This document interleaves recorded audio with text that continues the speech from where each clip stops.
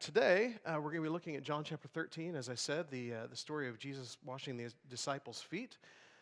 And I realized in class I was in trouble as I was sitting here in the adult Bible class in the auditorium because I knew it was coming on my first slide.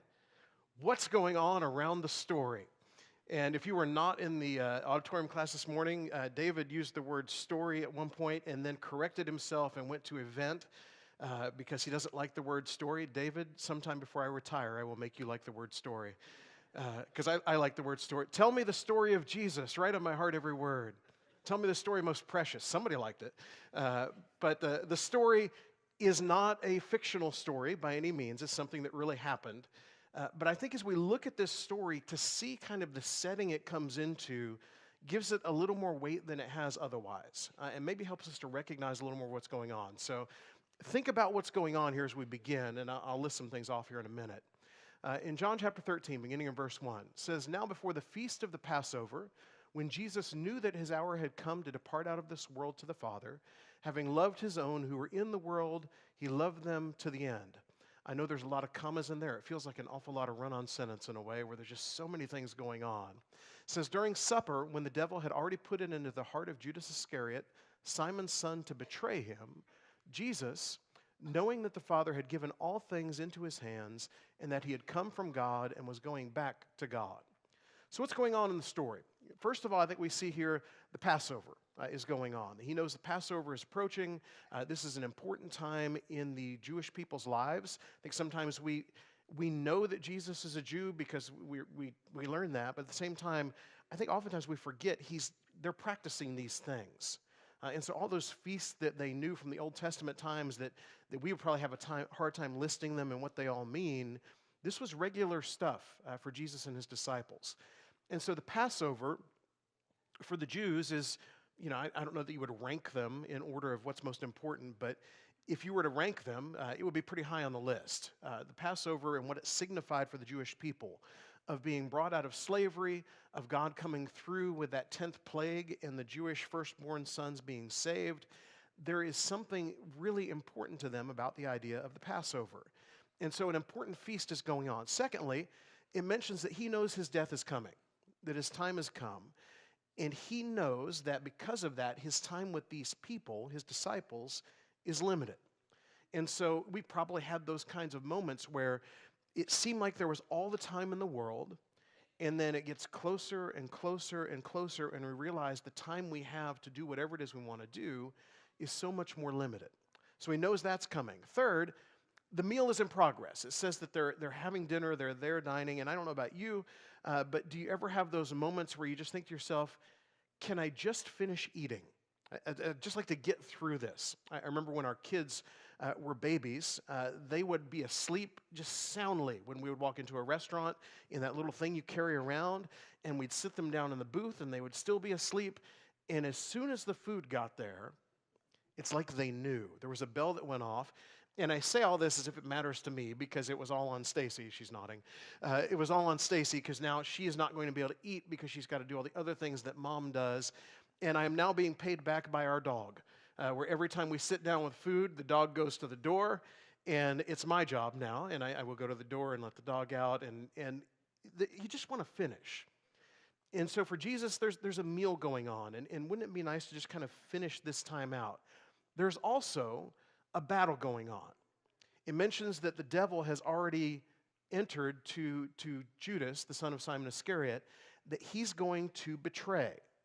And so we almost forget at times, because we read these stories about Jesus, that there is a spiritual battle going on that is kind of very primary, I think, to him, but to us, it's almost like we don't notice it at times. And I think we forget it now at times too.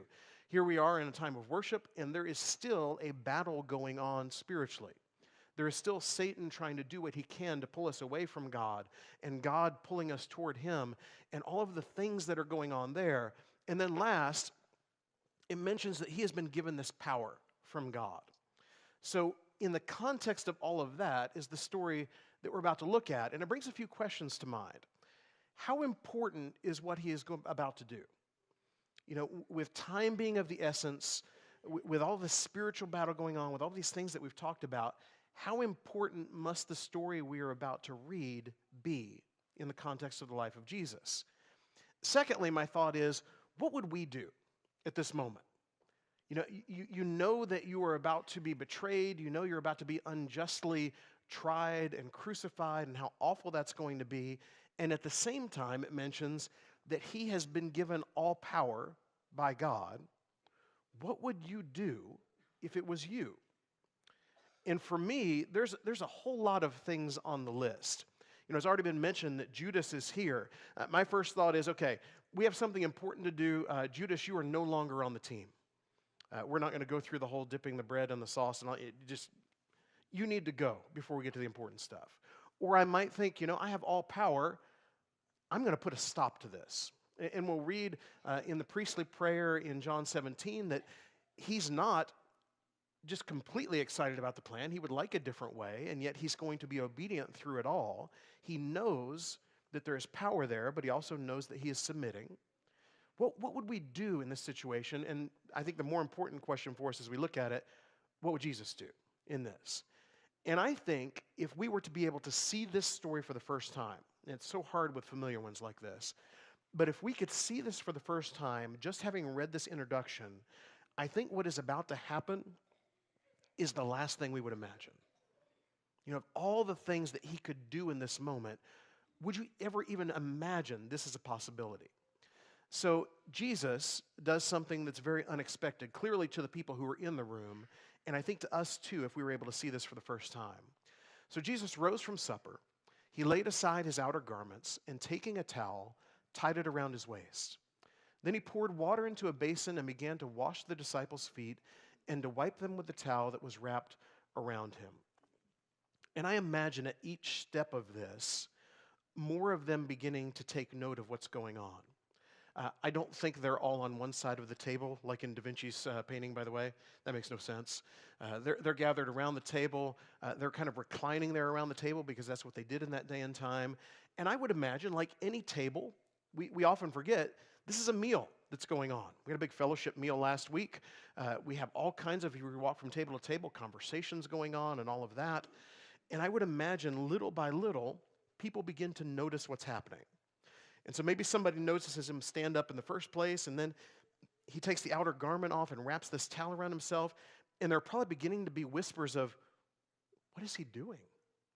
What's going on? And then he gets this basin and fills it with water, and their thought may be at that point, we've seen this happen before, not necessarily with him, but this is one of the things that happened in their day and time.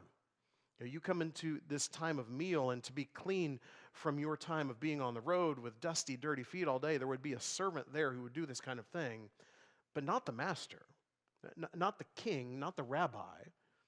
And so he takes this basin out, begins to fill it with water, and then does the thing that they could not even imagine him doing as he begins one by one to wash their feet. So Jesus washed their feet. And I'm again, amazed by the idea that this is the thing, given the limited time and the power that he had, that this is what he wants to do.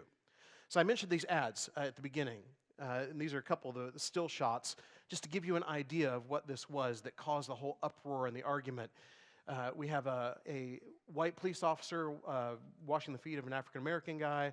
I'm not sure who these other two are supposed to be. I think he's a priest, and I'm not sure who she is, but she has roller skates off. They're unlikely pairings, and there were a lot of other ones that went through it, and there became this whole argument about, there were people on one side saying, well, the foot washing was this contextual thing within culture, and it doesn't make sense to us today, and to have this here is kind of weird, and who would do that? And by the way, people who are not Christians, who don't get all of this, that was one of their first takes on it was, who does this? This is kind of strange. And then there were other people who would say, well, by doing this, and by the way, these are probably the tamest of the two that I chose to put up here. There is one of a young girl at a family planning clinic. There is one of someone who obviously looks like a drug abuser of some kind. There are all these different ones. And there was a school of thought that said, are we saying Jesus is okay with all of those things?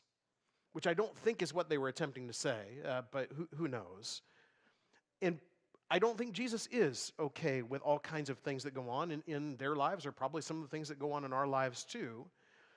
And we see that, I believe, too, within the apostles who are sitting there, where they want to push things in one direction or another, or they have other thoughts.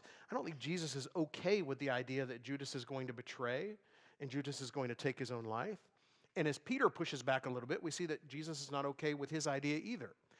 Continuing on, he came to Simon Peter in verse 6, and it says, Simon Peter said to him, Lord, do you wash my feet? I love Simon Peter and his not slowness to say what's on his mind.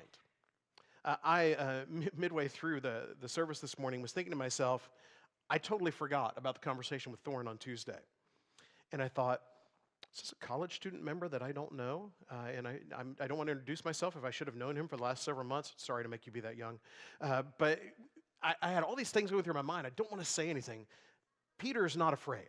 He's going to say what comes to his mind. He says, Lord, do you wash my feet? And Jesus answered him, what I'm doing you do not understand now, but afterward you will understand.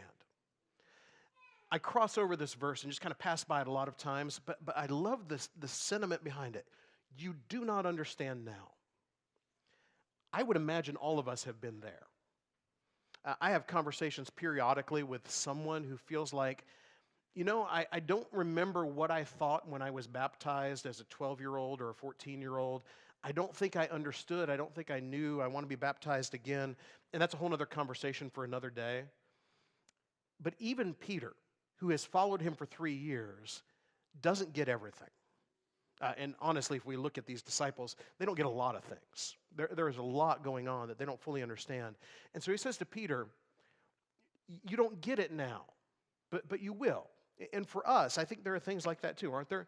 That we don't fully understand, but we want to continue to try to understand better. He says, you will understand. And so these things we don't know, things we're confused about, it's okay to not fully understand something. I sat in David's class this morning. I told him between the times. He made a connection in the story of Jonah that I have never caught before. And I thought, I have preached Jonah, I have taught Jonah, I have studied Jonah, I've taken classes on Jonah, and I have never made this connection that David made in class this morning. I thought I understood what there was to understand about Jonah. And I understand something now more than I did before. Each of us is constantly growing. Even these apostles who were sitting around with Jesus for this meal together. So Peter said to him, you shall never wash my feet. And Jesus answered him, if I do not wash you, you have no share with me. So Simon Peter said to him, Lord, not my feet only, but also my hands and my head, okay? I'm all in. If this is what I have to do to be a part of the group and one of your followers, then I will wash whatever needs to be washed. And Jesus said to him, the one who is bathed does not need to wash except for his feet, but is completely clean. And you are clean, but not every one of you. And so he still is recognizing the one who's there, for he knew who was to betray him. That was why he said, not all of you are clean. So still there is this knowledge of Judas. And of all the things in the story, and there's so many good things in here, this is one of the ones that every time I read it, just kind of, it hits home with me. What kind of humility, what kind of love, kind of servant attitude does it take to wash the feet of your betrayer? Most of us have lived long enough that someone has done us wrong, talked about us to others, done something that we knew had horrible intent behind it, or even the level of betrayal of some kind. And I would think of all the things that would come to mind, it would be a challenge for the washing of feet, for serving, for love, where there'd be so many other things that come first. And for Jesus, it is, I'm washing his feet as I am the feet of everyone else who is here. Judas is still, even though he has made such horrible choices, a person that Jesus loved. And again, like in the pictures that we showed, he's not all about the choices that have been made, but still loves the people who have made the choices. He loves people regardless. So, verse 12, he says, when he had washed their feet and put on his outer garments and resumed his place, he said to them, do you understand what I have done for you? Such a simple question. Do you understand? And if we really stop and think about it, do we? We've just remembered this morning, we had the bread, we had the fruit of the vine, and we remembered what he did, do we really understand what he did?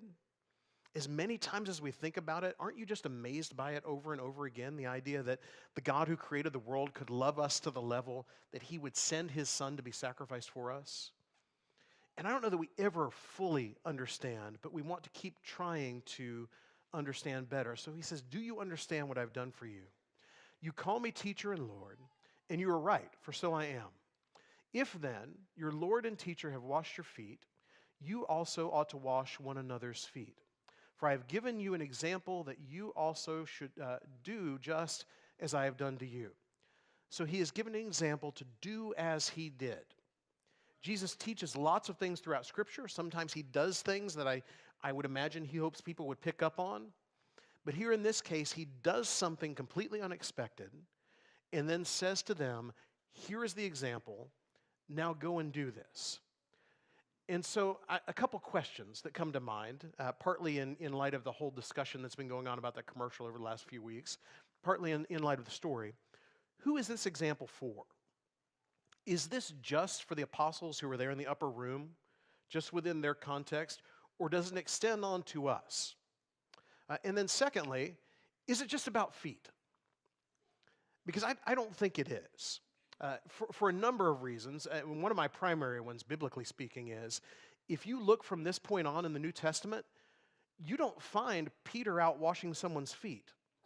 You don't find examples of this happening all the time. In fact, one of the very few mentions you find is in 1 Timothy 5, verse 10, where it talks about these widows who had washed the feet of the disciples, washed the feet of people in the service that was done. But what you don't find is these people who literally were there in the room and told, here's an example, do as I have done, literally out washing other people's feet. Now, maybe they did. I don't know. If they did, we don't have it recorded. But what we do see is the way they see people changes. The way they interact with people changes. And so the example of love and service that Jesus gives, they do. And I believe that's an example that is for you and I as well. That we should see what Jesus has done, see the way he looks at people and what he's able to do for people, and extend that beyond just this foot washing going on around a table. And I think he clarifies, even in the next verse, where he says, truly, truly, I say to you, a servant is not greater than his master, nor is a messenger greater than the one who sent him.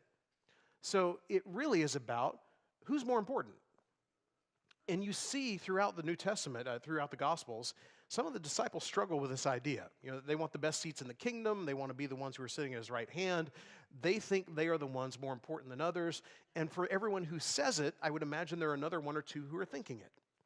And we probably fall into that trap from time to time too, feeling like I am in an important place, or maybe we start to classify people in our world socially. And so we ask this question, who is more important? This is about how we think of ourselves and others. Because if you were to walk into the room where they're not all sitting on one side of the table and you were there at the Last Supper, I would guess you would think Jesus is the most important person in this room. And I think you would be right. But what you would not see is Jesus behaving like the most important person in that room. Jesus isn't behaving in such a way that says these people who are around him are so important, he's going to bring himself to a lower position and raise them to a higher one. And he calls on us to do the same with the people that we interact with. In verse 17, he says, if you know these things, blessed are you if you do them. So we want to know, but more importantly, we want to do. Knowing all of this doesn't do us a whole lot of good if we're not doing it. So see people the way Jesus does, and then behave based on that. To have action that is based on that knowledge. Now, further down in the chapter, and we'll bring this all together here. In verse 31, it says, when he had gone out, and this is after the meal, we skipped over the part where he shows who Judas is and all of those things. When he had gone out, Jesus said, now is the Son of Man glorified, and God is glorified in him. If God is glorified in him, God will also glorify him in himself and glorify him at once. Little children, yet a little while I am with you. You will seek me, and just as I said to the Jews, so now I say also to you, where I am going, you cannot come. A new commandment I give to you, that you love one another. Just as I have loved you, you also are to love one another. So he gives this new commandment to love one another as he does. And he has just shown them what that looks like. You can't consider yourself the most important and others less important. You can't consider yourself as one who understands everything and others ones who don't understand everything. We see other people as loved by Jesus, and therefore we are going to love them too. And then in verse 35 he says, by this all people will know that you are my disciples if you have love for one another. Love will mark our identity. This is the way people will know that we follow Jesus. And unfortunately, we live in a world where this is generally not what they think of. And as we've said before, as we've talked about this topic, I don't think that's always fair. I know a lot of Christians that are the most loving, a lot of people in this room, that are some of the most loving people I know, and who love others well. And yet our world doesn't always see that. And for his disciples, it will be a challenge for them to be known by their love. But as we look at the book of Acts, as they begin to live these things out, you will see that they have been changed by who Jesus has made them to be. They have been changed by who Jesus has shown through his own example they need to be. And they will be people who are identified by love. So the new commandment, that didn't really seem all that new, I guess, is the new one for us too. That's pretty old at this point, but still a good one to pick up on. We need to love other people as we have been loved. And if we go out and do that, I don't think there will be any doubt that people will begin to see Jesus and want to know more about who he is. This morning, if you have walked away from him for any reason, know that he is the God who created the world that also washes the feet of his creation, and that he loves you so much that he came for you. And if you have walked away from him, you can come back to him. You can be baptized in him for the first time this morning. You could come back, or if there's something we can do, if you need the prayers of the church, we would be glad to help in any way if you'll come while we stand and sing.